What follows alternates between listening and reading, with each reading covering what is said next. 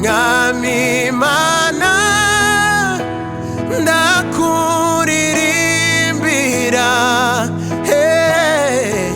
uri inkuru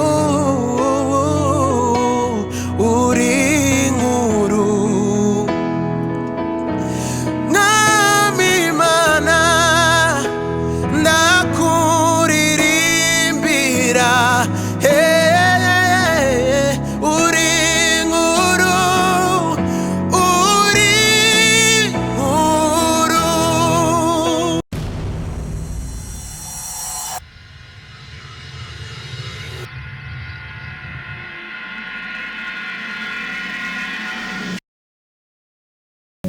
Ndabaramukije inshuti namwe bakunzi ba Empower TV muriko muradukurikirana kuri uno munsi nizere ko mumeze neza nizere ko mubandanya muhagaze mushikamye umwami wacu Yesu Kristo nkuko mubibona rero turi muri studio za Empower TV nishaka iganiro mukunda cyane healing moment tukaba twateye iteka rero no kuronka umukozi w'Imana dukunda cyane Jano akaba ari agiye kudufasha mu mwanya wo guhimbaza no gutazira Imana Dawidi aravuga ati mutima wanje himbaza uhoraho ntuze wibagire ivyiza yagukoreye n'umunsi numwe kandi ngo mwabindi mu byose ngo murihimbaza izina ryiwe ryera kuko ari wowe nyene akwiriye ishimwe ndabasabe mutegura imitima yanyu kugira ngo mubashe kuba mu bwiza bw'Imana kugira ngo mubashe kumubwira uburyo ari mukuru mubashe kumubwira uburyo ari munini ndabasaba kugira ngo muje mu mwanya mwiza wo kuvuga ubwiza bw'Imana uvuga ubukuru bw'Imana muyibwire ico mwumva uko mwiyumva muyibwire uko mwumva kuko ni data ndabasaba rero kugira ngo mube hano ndabasaba kugira ngo mutegure imitima yanyu mutegure esprit zanyu ahari Imana ishobora kukugendera kuri uyu munsi ushobora kuba umunsi utandukanye n'indi healing moment zose wabonye uyu munsi ushobora kuba umunsi wo guhura n'Imana koko ndabasaba rero kugira ngo mubane natwe kugira ngo tube mu bwiza bw'Imana Jano ndakwiyegereje murakoze cyane ubashe kutuyobora muri ubu bwiza bw'Imana dutembe muri urwo ruzi rwa Kristo kandi ndizera ko umwe w'Imana muri kumwe cyane aragushoboza gukora ibyo cyane murakoze cyane ndabasaba ngo ubuntu n'amahoro bya Kristo bibandanye kubana namwe bishiramira imitima yanyu mubane natwe kaze amen mwami ndagushimiye ubuntu bwawe ndagushimiye urukundo rwawe ndagushimiye ukugira neza kwawe wowe wisakaye ubwiza n'icubahiro mwami ndaguhimbaje ndagutaziriye nta kindi cyatumye tuvyuka kino gitondo atari kuvuga ubwiza bwawe atari kuvuga igikorwa wakoze ku musaraba mwami niwe twitaho umunsi ku wundi mwami we wadukunze tukiri insoro mu nda z'abamama none no munsi mwamukomeza kutwereka urukundo rw'abavyeyi rurashira urukundo rw'inshuti rurashira ariko wewe mwami urukundo rwawe rwamaho ibihe byose niyo mpamvu kino gitondo tuzinduwe no kuvuga ineza yawe no kuvuga urukundo rwawe mwami turirimba ati uradukunda hallelujah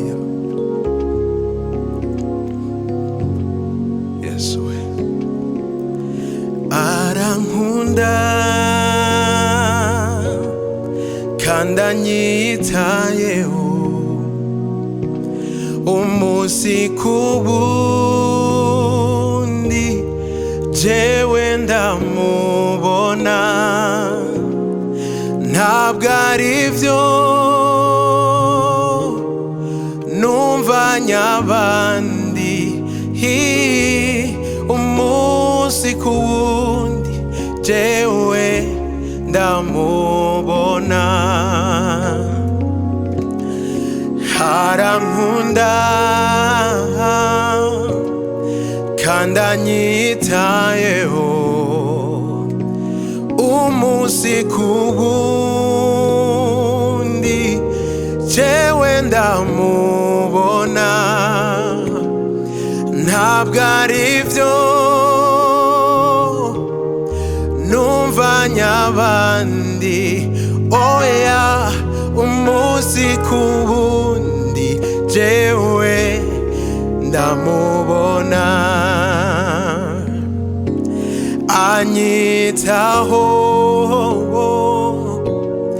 ibihe byose ahora hafi y'umutima wanje awuhumuriza awuzuza amahoro nabasha gusobanura umunsi ku wundi jewe ndamubona. Reka dusubiremo ako kantu. Anyitaho ibihe byose mwami we ahora hafi y'umutima wanje awuhumuriza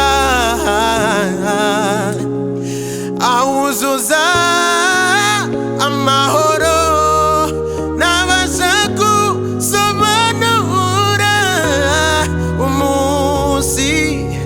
Yesu we ugira neza mwami, Yesu niwe utwitaho, urukundo rwawe ni rwinshi ku buzima bwacu mwami. Sifise uko no kuvuga, wewe urarengeye, urengeye ivyiyumviro vyanje mwami. Mu buzima bwanje nta wundi nipfuza mwami, ndakwifuza, ndagushaka kurongora ubuzima bwanje.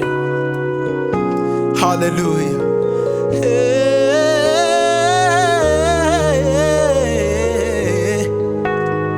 Yesu we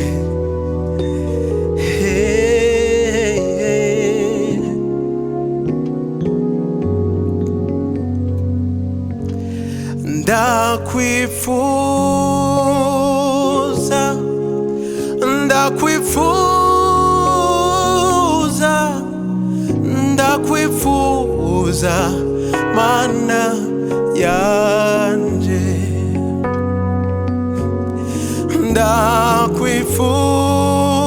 Ndakwifuza, ndakwifuza, ndakwifuza mana yanje. Ndarekuye singishoboye, manitse amaboko yanje, amaso yanje yitegereza wewe gusa. Hallelujah. Kuko atawundi hatari wewe, iyo tumi vyanje binduka. Ndakwifuza muri kino gihe mwami, oh, ndakwifuza,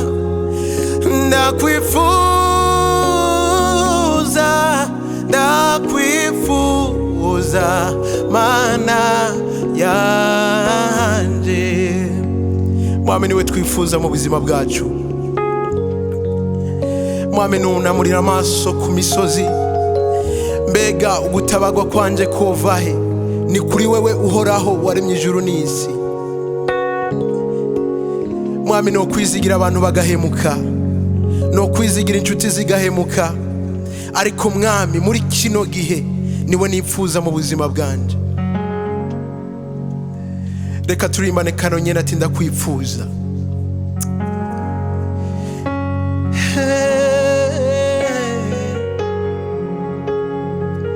Mwami niwe nipfuza mu buzima bwanje. Hallelujah.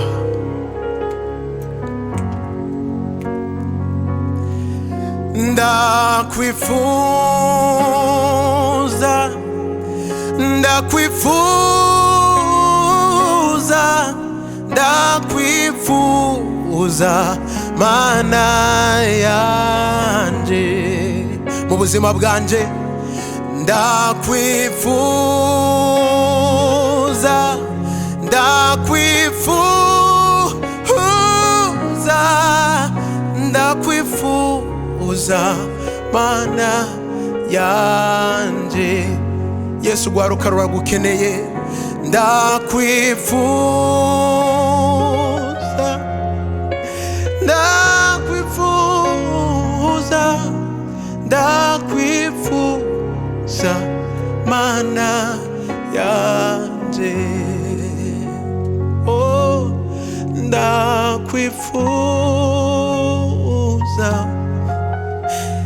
ndakwifuza, ndakwifuza mana yanje. Mwami ndagushimiye ineza yawe, birabereye ko twebwe abantu wiremeye tuzi imbere yawe tuzanye ishimwe. Mwami tuguhimbaza tuvuga ngo birabereye kwabo waremye tuzi imbere yawe tugushima tuvuga ugukomera kwawe. Hallelujah. Birabereye kwabo waremye tuzi imbere yawe n'umutima umwe tuzanye ishimwe n'iryo shikanwa abana bawe tuvuze tuti o birabereye kwabo waremye tuzi imbere yawe n'umutima umwe tuzanye ishimwe n'iryo shikanwa abana bawe tuvuze tuti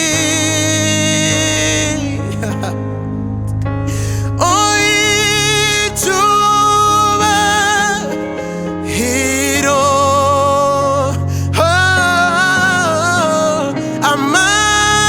amashimwe yose mwamiwe ubushobozi. Haleluya, haleluya, gufukamigwa n'ivyawe mwami.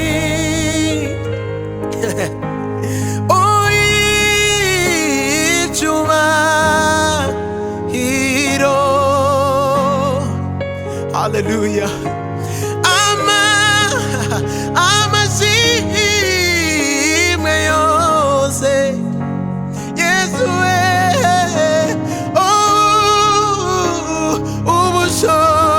ubushobozi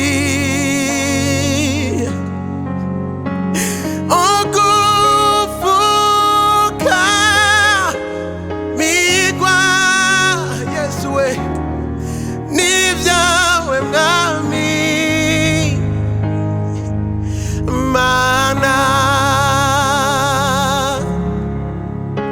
Oh, mana gufukamirwa kose nukwawe, nukwawe mana. Oh, amashimwe na yawe mana we mana. Yes, ha guce bugufi mwami we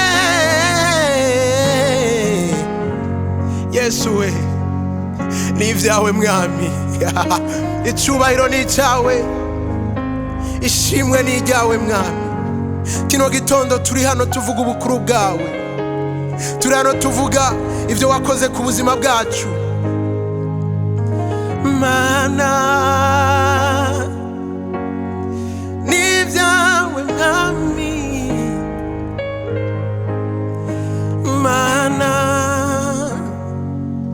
Mwami twegere intebe yawe, turi imbere yawe tuzanye ibimazi vy'amashimwe.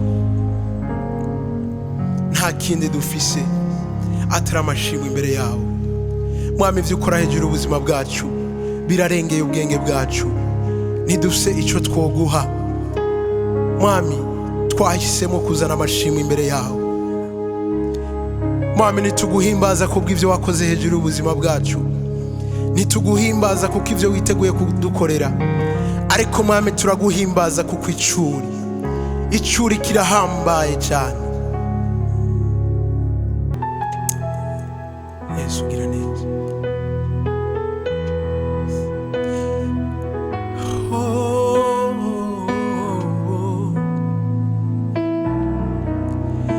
Negereye intebe yawe, nzanye ibimazi vy'amashimwe, nkuririmbira indirimbo nsha y'amashimwe n'icubahiro, niwe ubereye gushimwa. Negereye intebe yawe, nzanye ibimazi vy'amashimwe, nkuririmbira indirimbo nsha y'amashimwe n'icubahiro, niwe ubereye gushimwa.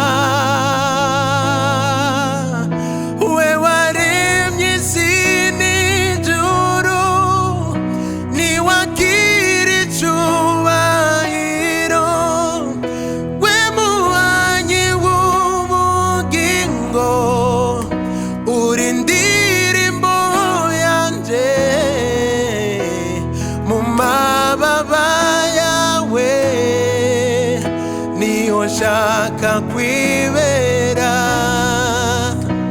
mubiye zubaho zamazima, wewe revye isi n'ijuru, niwagira icubahiro, we muhanyi w'ubugingo, uri indirimbo yanje mu mababa yawe, niyo nshaka kwibera. Mubiye nzubaho nzamashima wewe. Haleluya. Mwami niwe nzamashima mu buzima bwanje.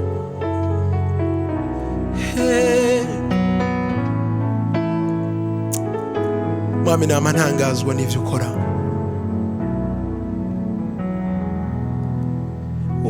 Uhoraho nama ntangazwa cyane ivyaremwe n'ibiganza vyawe. Ndi kumpinga mimbaza Imana yanje, Mwami we urakwiriye ishimwe Mwami. Uhoraho nama ntangazwa cyane n'ivyaremwe n'ibiganza vyawe. Inyenyeri n'uguhinda kw'inkuba vyerekana ububasha bwawe. Iyo nibutse ko Mana watanze umwana wawe okumusaraba, none y'ivyo imitwaro yanjura gikorera, wamfiriye ngo nkugwe kwi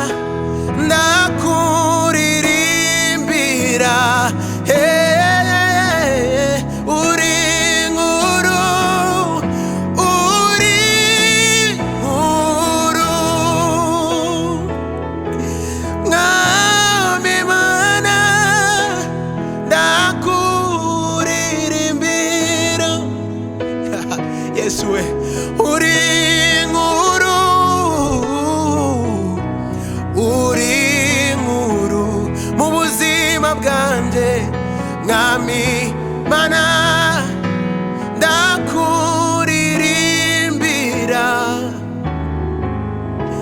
uri inkuru uri inkuru mwami mana ndakuririmbira uri inkuru uri inkuru mwami mana ndakuririmbira uri inkuru uri inkuru mwami ukwiye icyubahiro urakoze mwami urakoze niwakira icyubahiro amashimwe ukugira neza n'ukwabo mwami waremeye indirimbo mu mutima wanje z'amashimwe niyo mpamvu ntazibagirwa urukundo rwawe sinzigera nibagirwa ya mirimo wankoreye wanyujuje indirimbo yes mu mutima z'amashimwe sinzigera nibagirwa ya mirimo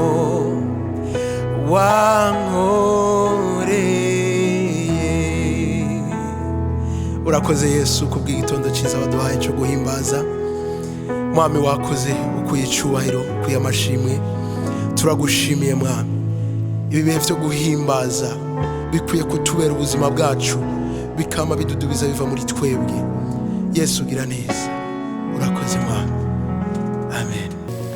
Reka mu nkundire rero ndabashimire inshuti namwe bakunzi ba Empower TV mwako muradukurikirana kuri uyu munsi nizere ko twagiranye ibihe vyiza cyane jano Yesu wanje akompera umugisha amen amen amen abandanya gusiga amen kandi nzera ko hari abantu benshi bishuwe kubwo kuramya Imana no kuyihimbaza hari imitwaro myinshi igenda ikemuka twabimenya tutabimenya ariko dusabwa gusa kwizera dusabwa kwizera wizere ko ico wasavye Imana wagihawe wizere yuko ico wabwiye Imana muri uyu mwanya wagihawe mwene data ndabasabe rero mubandanye mukora share na like kugira ngo mubashe gusangiza abandi ibyiza by'Imana Imana ibahezagire.